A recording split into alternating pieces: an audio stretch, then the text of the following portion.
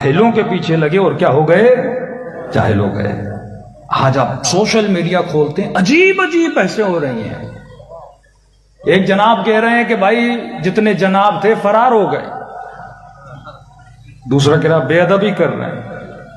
تو بھائی جو بھاگ گئے میں کیا بولوں؟ نہیں بھاگے، کہتے نہیں آپ بولیں تشریف لے گئے۔ وہ بندہ بھی پیچھے ہوشیار تھا، اس نے کہا نہیں، اپنی تشریف میدان کو دکھا کر گئے۔ کامن سینس جو خدا نے انسان کو دی، آج لوگ اس سے عاری ہو چکے ہیں۔ یہ بات صرف ان میں نہیں ہے، ہمارے اندر بھی ہے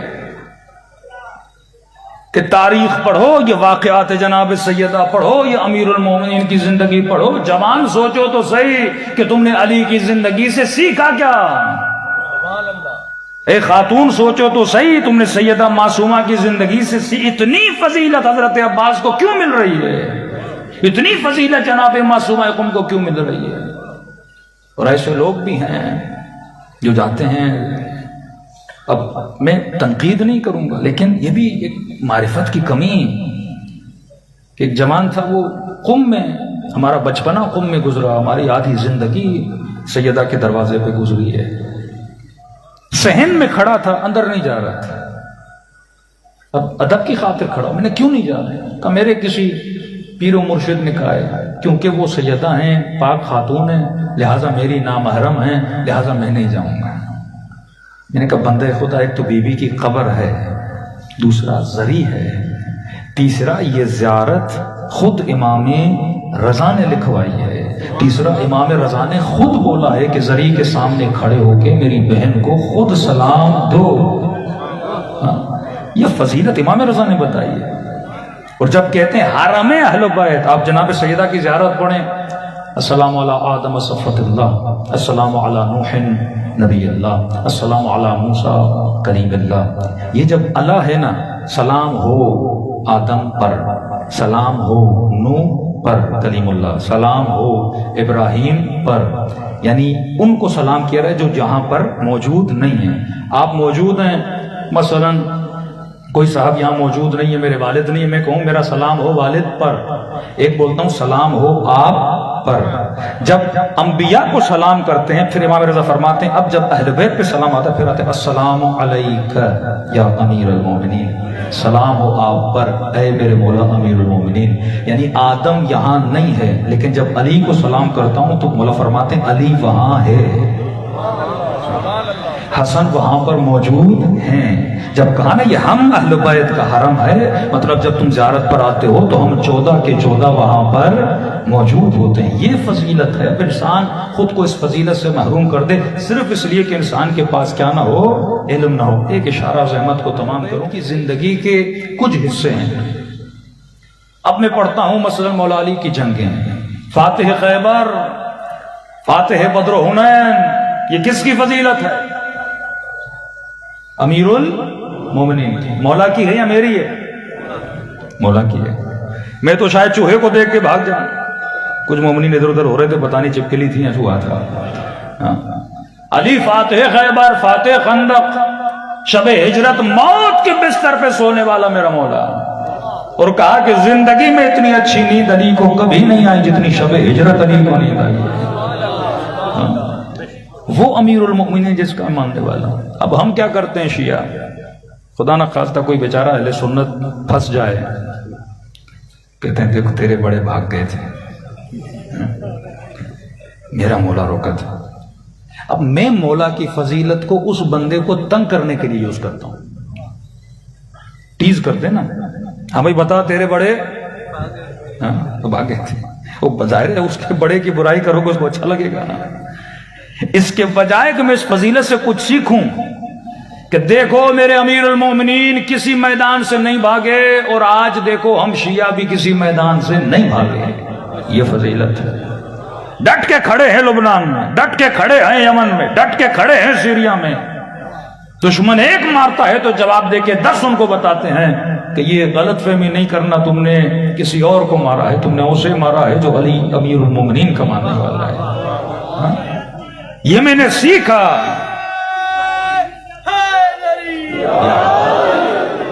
لیکن ایک مرتبہ میرے وجود میں وہ ثابت قدمی نہیں جو امیر المومنین کے وجود میں تھی. میں کھڑے تلوار ٹوٹ گئی لیکن نبی کا سایہ نہیں چھوڑا. فرمایا یہ قرآن ہے، خدا سکھا رہا ہے. کچھ وہ تھے جو میدان چھوڑ کے گئے، مطلب تم نے زندگی میں اللہ کے میدان کو چھوڑنا نہیں. اور کچھ وہ تھے جو میدان میں رکے، تم نے ہر میدان میں رکے رہنا ہے اور امیر المومنین کی سیرت پہ کیا کرنا ہے؟ عمل کرنا ہے. دوسری چیز جو آج بعض مسلمان کر رہے ہیں، میں ان پر بھی تنقید نہیں کروں گا، کہ ہم اس پہ لگے ہوئے ہیں کہ رسول کا ماما کیسا تھا، رسول کے کپڑے کیسے تھے، رسول کا مسواک کیسا تھا، شلوار ٹخنوں سے اوپر تھی، شلوار ٹخنوں سے نیچے تھی. یا آپ بحثیں سنیں گے آپ پریشان ہو جائیں گے. میں نے ریسرچ کی کہ نبی کے زمانے میں تو شلوار تھی نہیں، دھوتی پہنتے تھے. شلوار کا تو کوئی کانسیپٹ ہی نہیں تھا. نبی پہنتے تھے دشداش جبہ جو میں نے پہنا ہوا ہے. پاکستانی پہنتے ہیں شلوار قمیص. تو یہ لباس تو نبی کا تھا ہی نہیں. اگر میں نے ویسا لباس پہننا ہے تو آج کے بعد سارے مولوی کیا پہنے، ساری امت کیا پہنے؟ نبی جیسے کپڑے پہنے ہیں. کہ نہیں، برتن بھی وہی رکھیں گے جس میں رسول خدا نے پانی پیا. کون سا برتن؟ مٹی کا برتن. اب سوال یہ ہے، برتن مٹی کا، مسواک لکڑی کا، شلوار ٹخنوں سے اوپر، لیکن بندہ اے سی کے کمرے میں بیٹھا ہے. جس کولر میں پانی پی رہا ہے وہ بھی ایئر کولر ہے. یہ تو نبی کے زمانے میں نہیں تھا. ممکن نہیں کہ ہم اس زمانے کو کیا کر سکیں؟ کاپی کر سکیں. میں نے کس چیز کو کاپی کرنا ہے؟ اہل بیت کی شجاعت کو کاپی کرنا ہے. میں نے کس چیز کو کاپی کرنا ہے؟ اہل بیت کی سیرت کو کاپی کرنا ہے. بہت بڑے شیعہ عالم دین فرماتے ہیں کہ کسی مجمع میں مجلس پڑھنے گئے اور لوگوں نے کہا کہ قبلہ یہ بتائیے کہ شجاعت امیر المومنین کیا تھی؟ انہوں نے کہا شجاعت یہ ہے کہ جہاں پہ حق بات کرنی ہو انسان وہاں پہ اس حق بات کو بول دے. اب جس کے پاس مجلس پڑھنے گئے تھے وہ شہر کا بہت بڑا وڈیرا تھا.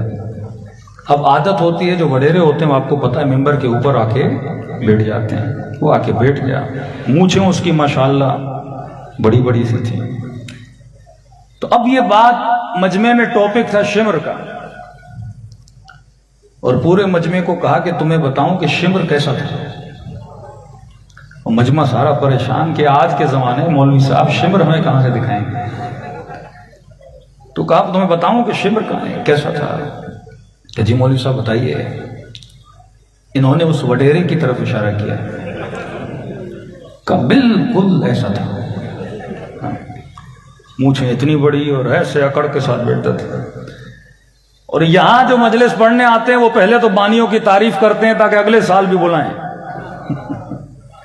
اور انہوں نے ساری مجلس کس پہ لگا دی؟ مجلس کے بانی پہ لگا دی. اب سارے انتظار میں تھے وڈیرا اٹھے گا، جھگڑا ہو جائے گا مولوی کے ساتھ. یہ اس دن کچھ نہیں بولا. اگلے دن آیا مونچھوں کو کاٹ کے، سر سے امامہ اتار کے، نارمل عزاداروں کی طرح کپڑے پہن کے، کہتے ہیں نا یہ ہور والا کردار ہونا چاہیے. پہ آیا، آنکھوں سے آنسو جاری تھے. کہتے واللہ مجھے نہیں پتا تھا شمر کیسا ہوتا ہے. آج مولانا نے بتایا ہے، پتا چلا میں نے شمر والا حولیہ بدل کے حسینیوں والا حولیہ بنا دیا.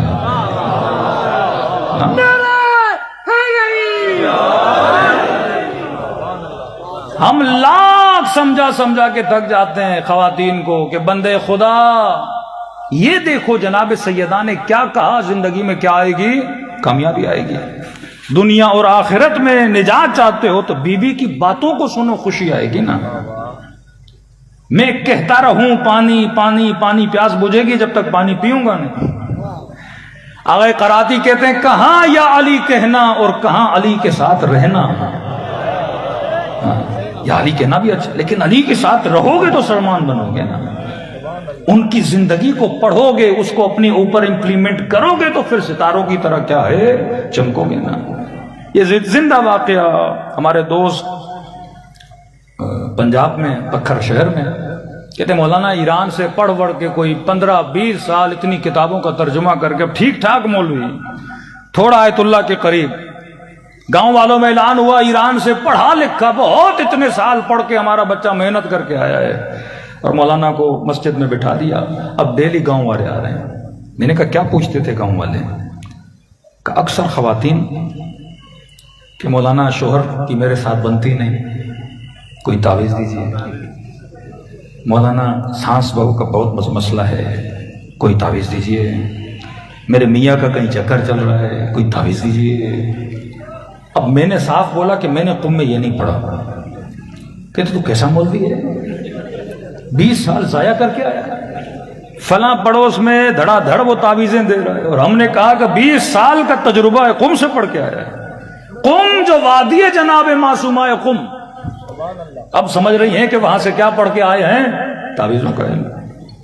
کہتے میرے اوپر سے گاؤں میں تعریف تو نہیں، بے عزتی ہو رہی تھی۔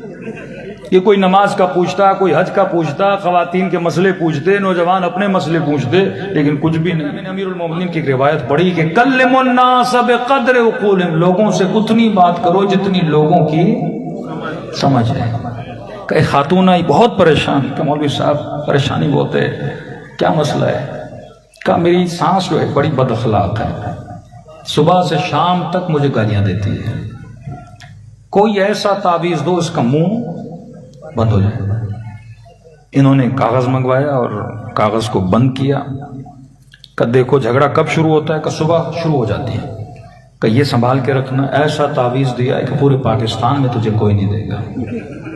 20 سال کا تجربہ ہے مجھے قم میں، کہ جب جھگڑا ہو تو اس کو دانتوں کے نیچے رکھنا، وہ 2 گالیاں دے تم زور سے 2 بار دبانا، 4 دے 4 بار دبانا، کہ دیکھنا اس کا منہ بند ہو جائے گا۔ کہتے ہیں مولانا اتنے دن ہو گئے گاؤں میں کسی نے خدمت نہیں کی، تنخواہ تو ویسے بھی نہیں ملتی تھی، لیکن 1 ہفتے کے بعد دیکھا کہ یہی خاتون جسے میں نے تعویذ دیا تھا مکھن بھی لے کر آئی، لسی بھی لے کر آئی، دودھ کا پورا بڑا گلاس بھی لے کر آئی۔ کہ مولوی صاحب آپ کا شکریہ، ایسا تعویذ دیا ہے اب گھر میں کوئی جھگڑا ہے ہی نہیں۔ انہوں نے کہا تعویذ ہے؟ کہاں میں نے پلو کے ساتھ باندھ کے رکھا ہے، جیسے جھگڑا ہو نکالتی ہوں اور دانتوں کو نیچے دے کے مشن شروع ہو جاتا ہے میرا۔ کہ ذرا وہ تعویذ کھولو اپنے ہاتھوں سے۔ اس نے کھولا، کاغذ دیکھا، بالکل گورا کاغذ جس پہ کچھ بھی نہیں لکھا۔ کہ مولوی صاحب میرا مذاق اڑا رہے ہو، سفید کاغذ دیا ہے، کہ چھوڑ دے میں بڑا کلاکار ہوں، وہ لکھ کے اثر کرواتے ہیں، میں نے بغیر لکھے دیا اثر ہو گیا۔ اس سے بڑا کوئی تعویذ ہوتا ہے؟ کچھ بھی نہیں لکھا لیکن اثر دیکھو کتنا بڑا ہے۔ پریشان ہو گئی، کہ دیکھ اللہ کی بندی، یہ تعویذ کا اثر نہیں ہے، یہ علی کے فرمان کا اثر ہے۔ اگر پہلے دن سے امیر المومنین کی باتوں پہ عمل کرتے تو گھر میں کبھی جھگڑا نہیں ہوتا۔ کہتے میں سمجھی نہیں کیا کہنا چاہتے ہو؟ کہ مولا کا فرمان ہے کہ جب بھی جھگڑا ہو خاموشی اختیار کرو۔ کہ پہلے تمہاری سانس بوڑھی ہے، اپنا ٹیمپو لوز کر دیتی ہے، وہ کچھ بولتی تھی تم اسے 2 سناتی تھی، وہ تمہیں 4 سناتی تھی، گھر میں جھگڑا، برتن ٹوٹے، گھر تباہ و برباد ہو گیا۔ اب اس بیچاری بوڑھی نے تجھے 4 باتیں سنائی، تو تعویذ کو دبانے پہ لگی تھی، جواب کون دیتا؟ تو وہ بھی سوچنے لگی میری بہو کتنی نیک بن چکی ہے۔ ان معاشروں کی بات نہیں ہے، یو کے میں، انگلینڈ میں خاتون، یہ مسئلہ سائیکولوجی کا ہر زمانے ہر جگہ پر ہے۔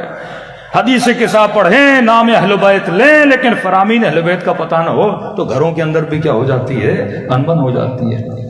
وہاں سے فون کیا کہ مولانا، مشہد کے ایک مولانا تھے، نمبر ہم سے مس ہو گیا ہے، میاں کے ساتھ بڑا جھگڑا تھا، اس مولوی صاحب نے مجھے کچھ بھیجا تھا، میں نے اپنے شوہر کو کھلایا تھا اور گھر میں محبت ہی محبت۔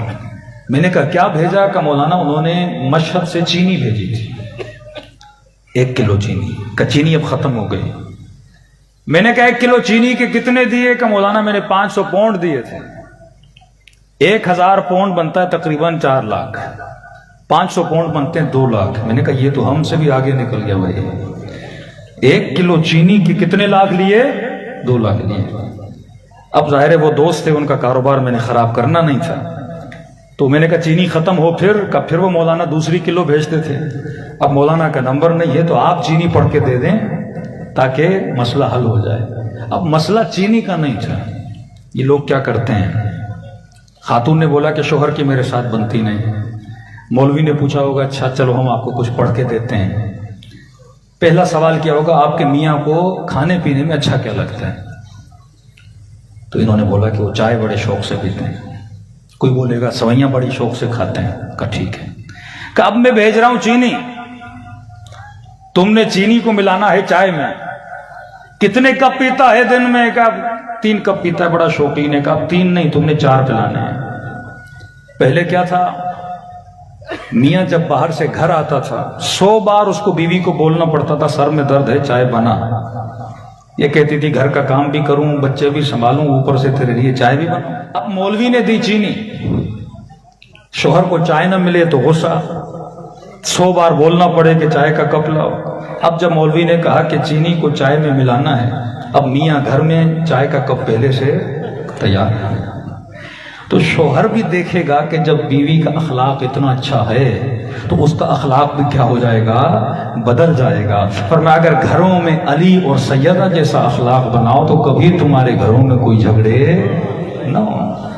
امیر المومنین فرماتے ہیں کہ خاتون کو کیسا ہونا چاہیے اور شوہر کو کیسا ہونا چاہیے، کہ مولا شوہر کو کیسا ہونا چاہیے؟ مولا فرماتے اے مرد، جب باہر بارش ہو اور تمہارے چپلوں پہ کیچڑ لگے، بتا کہ تو گھر میں وہ چپل لے کر جائے گا؟ کہ نہیں مولا، پہلے کمرے کے باہر چھانوں گا پھر کمرے میں داخل ہوں گا۔ کہ مرد جب گھر کے اندر جائے تو باہر کے مسئلے باہر چھوڑے، ذہن کو کلیئر کر کے گھر جائے، گھر میں کبھی جھگڑا نہیں ہوگا۔ کہ سیدہ یہ بتائیے خاتون کو کیسا ہونا چاہیے؟ فرمائے جب شوہر خانہ گھر کے اندر آئے تو خاتون کو کھلے ہوئے پھول کی طرح ہونا چاہیے۔ معصوم فرماتے ہیں مومن کچھ چیزیں بچوں سے سیکھا کرو، کچھ چیزیں حیوانوں سے سیکھا کرو، کچھ چیزیں کووں سے سیکھا کرو، کچھ چیزیں مرغوں سے سیکھا کرو۔ کہ مولا کیا سیکھیں؟ فرمایا بچوں کے اندر چند عادتیں اچھی ہوتی ہیں۔ مولا کون سی عادتیں ہیں؟ کہ دیکھا کرو بچے جب سمندر پہ کھیلنے جاتے ہیں اپنے نئے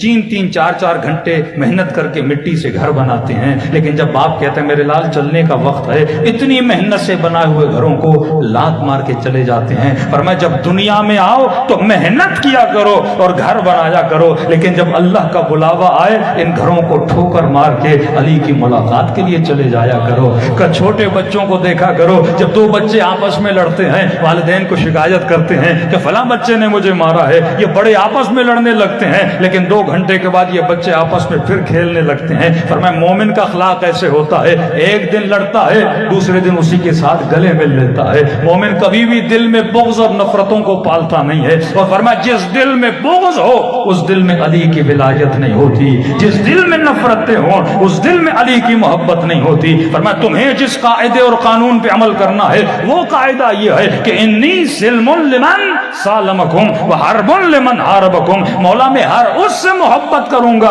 جس کے دل میں علی اور آل علی کی محبت ہے، اور ہر اس شخص سے نفرت کروں گا جس کے دل میں بغض علی اور آل علی کا بغض ہے۔ صلوات پڑھے محمد وآل محمد۔